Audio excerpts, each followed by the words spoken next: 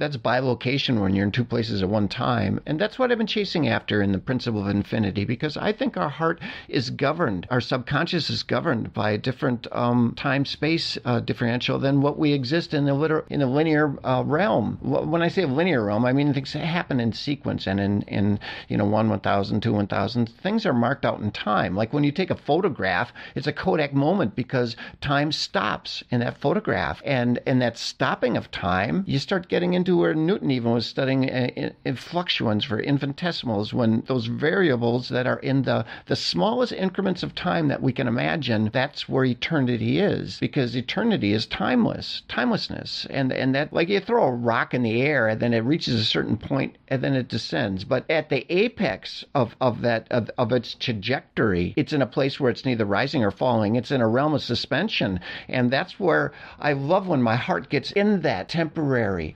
swoon or suspension. And a lot of it has to do with love, Like there's a song from, I don't know if it's the 70s or Barbra Streisand, A Woman in Love. It explains some of the scientific principles that are involved, like entanglement, where twin electrons, you affect one, the other one is affected instantaneously. It's a collapsing of time and space. Well, anyways, in this song, she says, life is a moment in space. There we go.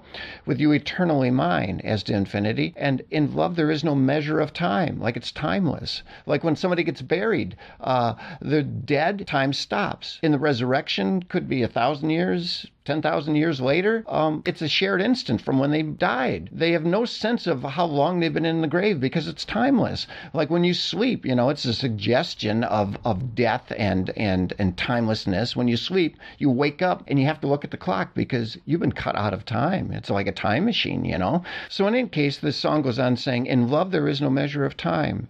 We planned it all at the start that you and I would be in each other's hearts. Now, this is what I'm after. We may be oceans away. You feel my love. I hear what you say. That's like entanglement. Time and space is collapsing, and two separate entities are brought together into one unified state. I want to be an artist that gives conveyance or expression to the subconscious. And I look in the dictionary, and sure enough, surrealism is just that. You're giving expression to the unconscious. And I'm not unconscious as I'm doing this little dialogue. I'm actually in my linear cognitive gray cell mind. But you know what I'm talking about, or maybe you don't. But that's what I'm chasing after in any case.